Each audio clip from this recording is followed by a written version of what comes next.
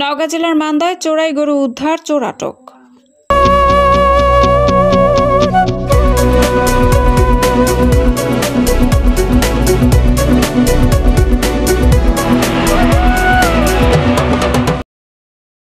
আসসালামু আলাইকুম।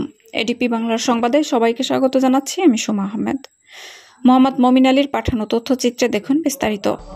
নওগাঁর মান্দায় একটি চোরাই গরু উদ্ধার করা হয়েছে। এ সময় গরু চুরির অভিযোগে আকরাম হোসেন নামে এক চোরকে আটক করে থানা হেফাজতে নেওয়া হয়েছে। বৃহস্পতিবার সন্ধ্যায় উপজেলার 12 নং কাশুপাড়া ইউপির চক উলি বাজার এলাকায় চুরির এই ঘটনাটি ঘটে। গরু চোর আকরামের বাড়ি একই ইউপির আন্দারিয়াপাড়া গ্রামে।